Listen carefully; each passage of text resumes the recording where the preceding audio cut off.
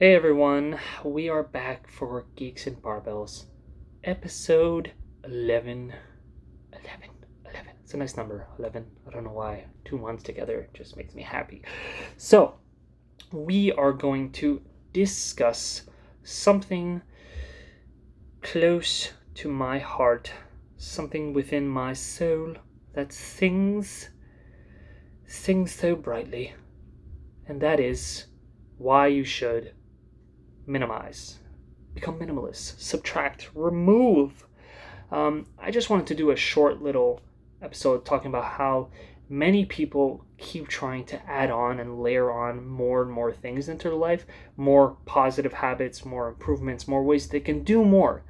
And the problem with this is that for most people, they'll add on one thing, two, three, and then it's too much, they collapse, and they end up giving up on everything. Now, there's nothing wrong with adding in a new habit, but the best thing to do at first, if you want to add in one new habit, just one.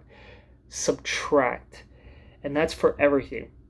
If you're trying to be more productive, if you're trying to be less distracted, if you're trying to do things better, have a better eating habits, train more, whatever it is, there are ways to remove things from your environment that will improve. Get rid of all the junk, organize your stuff, clean up, throw out all the excess clothing, books, anything in your room, in your apartment, in your house that is not necessary. Stuff in the kitchen, stuff in the bathroom. It doesn't matter what it is. Get rid of. It's a great feeling to declutter, first of all, because the more space you have in your environment, the better you'll feel. Trust me on that. That's not to say that you can't have stuff. It's not to say you can't have a lot of stuff. It's just that the stuff you have should be useful, efficient, and you should love it. Okay? So that's one thing. The second is minimize your habits. Subtract the stuff that's getting in the way. So if you want to improve your food eating patterns, get rid of all the junk in your house. Don't try to, I'm going to add in this, I'm going to add in that. Just get rid of all the crap. And then just keep the stuff you really enjoy that happens to be healthier or better than the junk. Okay? If you love bananas, make sure there's a shit ton of bananas in your house. That anytime you get a craving, you eat a banana instead of going to junk. There's be some people would be like, "Oh, sugar's terrible for you. You still shouldn't eat a ton of bananas." Fuck them. Okay, it's better to eat a banana than to have a box of cookies. This makes sense, right? So subtract all the junk and just have more of the good, the better stuff that you enjoy. Okay, you like sweet potatoes? Have a shit ton of sweet potatoes always ready. Okay, think about your cravings. Make sure they're there, but get rid of all the soft drinks, the junk, the cookies, all that stuff, because you know that you're going to give in eventually and eat those things. Better to not have them in and then have a bunch of stuff that will be better for you. Same thing for training. You want to train more, make sure you have open space. Like I said before, make sure that there's not things cluttering all around. Make sure you have an environment where you can pop down and do some push-ups, pop down, do some squats. Hang up a pull-up bar somewhere or install a bar somewhere else so that every time you walk by, you can pop up on it, grab it, hang for a while, do some pull-ups, do some chin-ups, whatever it is you want to do. Have some other kind of training gear lying around in different places. Every once you walk in a while, you pass by, you grab it, you can just do it. Clean up the environment and then add in one thing or a couple of things that will positively benefit you. It is the same thing on your computer, on your phone. If you are constantly distracted by social media, get rid of your social media. If it's that you have too many, I know most people, they have Facebook, Instagram, Twitter, Snapchat, fucking who knows what else, okay? Pick one. You don't want to get rid of all your social media? Clean it up. Pick one. Get rid of all the rest. Pick one, okay? Stick to that. And do well with it. Actually, if you're going to choose Instagram, okay, make sure that the people you follow are people who actually do something for you. Okay, if you're just following like 400 people who are just posting selfies of themselves and pictures of food, it's not really doing anything for you. If you're trying to create a more positive-minded influence in your life, if you want to create a more positive environment, you don't want to just be bombarded by people just showing off how they look. What is the point of that? It's weird that we're staring at people's photos all the time. Just follow a couple of people on Instagram who really motivate you.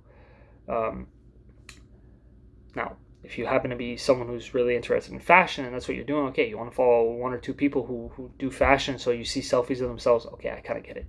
But other than that, don't waste your time. Don't waste your time. Life is too short. People keep saying YOLO. Fuck that. You do only live once. So actually use your time wisely. All you have is your time. And so you want to subtract as much as possible so that all that is there around you are the things that are going to make you as happy as possible. You want to be a huge gamer? Fine. Get rid of all the other crap and make sure that you have the best setup so you can enjoy your gaming to the fullest. No shame in that. You love books? Make yourself a little geekville. Okay, make yourself an entire library, fill it with books. Do you fill it with every single book you've ever had? No, only keep the books that you love. You buy a book, it's okay, get rid of it after. If it's good, maybe get it on Kindle. If it's great and you love it and brings you happiness to have it there and you're going to reread it constantly, keep that book. That book deserves space in your house. If you end up with 500 great books that you love, phenomenal. You'll have a library of 500 books, 1,000 books, 2,000 books. It's great. There's a ton of books out there. I'm sure you can get up to 2,000, 3,000, 4,000 great books that you love, every single one of them. I doubt you do actually think every book is great though. So there's no reason to waste space keeping them, especially if you're going to move one day like I used to have to and want to kill yourself because you have like 7 boxes and 5 bags of books.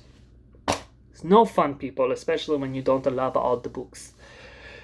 So that's the general concept is that you want to create this environment where everything serves a purpose. Everything is good quality. Everything is going to be useful to you at some point or at least bring you good pleasure. I see so many people who hoard things, who make an environment that's very chaotic, and they constantly have it in the back of their head, like I should clean this, I should do that, but they don't do it because those things keep piling up because there's so much of it. So they just end up kind of ignoring it all and having this low-level anxiety about it, and they never accomplish anything because of it. That's definitely not the best way to do things. And when it comes to building habits, the same thing also. If you have a negative habit where you spend all your time on social media, like I said, better to remove the social media than to try to willpower your way through not going on it. You're gonna go on it, okay? Better to remove them on your phone and maybe you'll only go on them when you're on your computer. Something like that. Or delete some, choose one, reduce the problem. If you have the bad habit where when you go on your computer, you're always wasting time watching TV shows and you never accomplish anything, get a URL blocker where you block that website for a long while until you get under control. Or maybe you have a blocker where for a couple hours a day, you are literally not able to go on those specific websites. It might be TV shows, it might be movie channels, it might be other things that you consider to be like not actually producing anything in your life or giving you anything positive that you waste your time on. Block them completely or block them for a certain amount of time. Porn, block that shit completely. There's no reason to waste your time on fucking porn. There's just not. It's destructive, it's negative. Get rid of it. Block that shit and make sure you don't go on it, because all it's going to do is make you a shittier actual partner for someone in the future. And it's going to make you actually enjoy sex less. You enjoy sex a lot more when you don't watch porn. Trust me.